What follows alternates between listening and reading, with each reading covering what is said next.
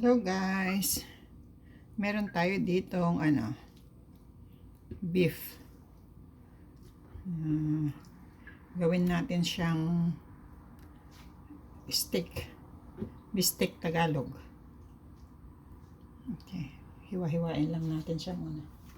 Pero bago ang lahat, hiwain natin yung kalamansi para sa para yun, itong pang marinate natin.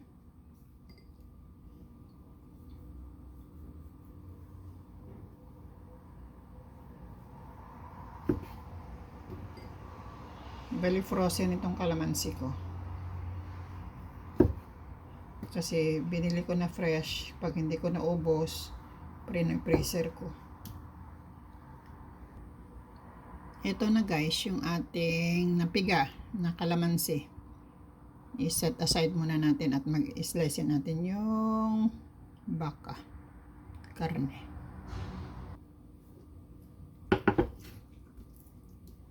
Maninipis lang ang hiwa. Hiwain natin ito lahat. Parang ganyan lang ang hiwa niya. Kasi mag-ano din ito eh. Magliliit din ito pagka naluto. Okay. Slicein lang natin.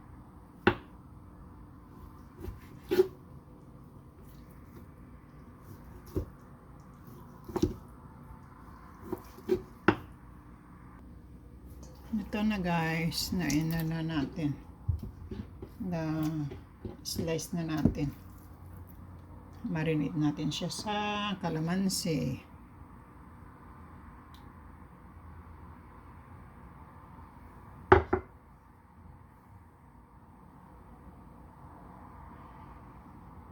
Saka anuan ko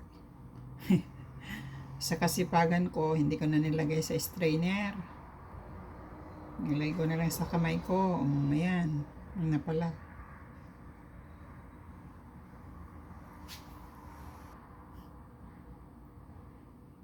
Yan.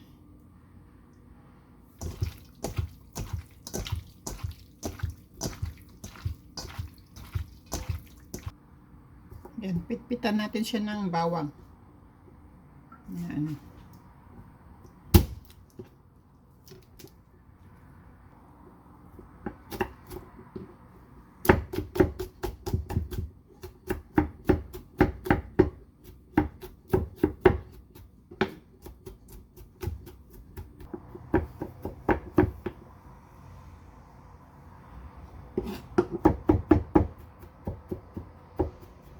Ayan.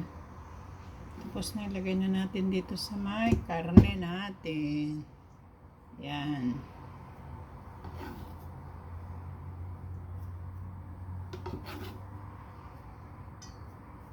Tapos lagyan natin siya ng paminta. Lagyan natin ng paminta.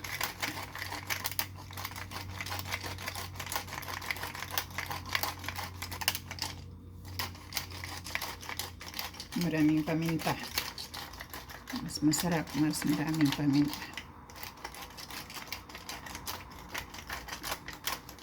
Ayan. Tapos, lagay natin yung toyo natin.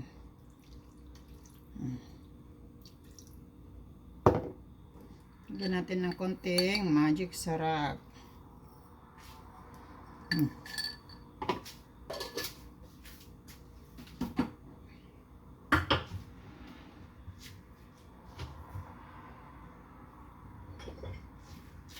Tapos, pangpadagdag savor, ito.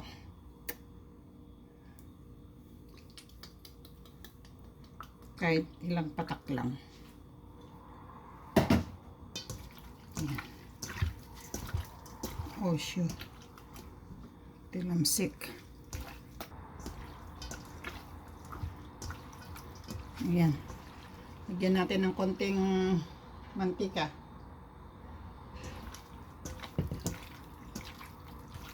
Saka natin ibabad siya magdamag. Lutuin natin bukas para malasa. Manuot yung mga niya. Nilagay natin ingredients sa loob ng karne. Ayan. Ganun natin. Babad muna natin. Guys, nagluto tayo ng konti doon sa minarinate natin kagabi. Ayan. Sa steak natin. Steak Tagalog. Mag-ano tayo ng sibuyas. Ayan sis.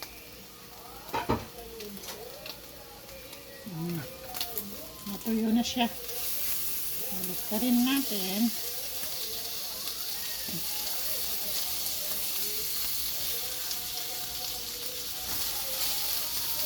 Tapos igisa natin yung sibuyas.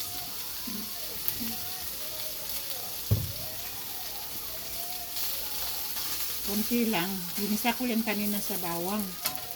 Konti lang inano ko dahil ako lang naman kakain. Ngayon, igisa natin konti yung sibuyas niya. Para lang maluto yung sibuyas.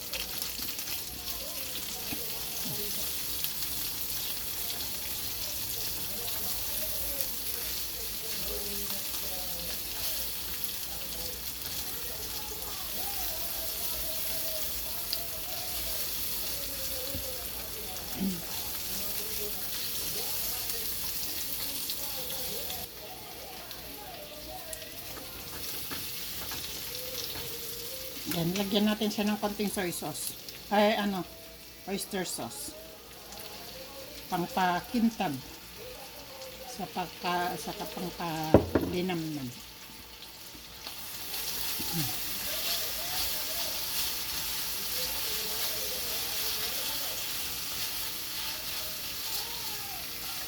Yan na ang ating bistek. Gusto ko yung tuyo. Ayoko yung may sabaw. May sarsa.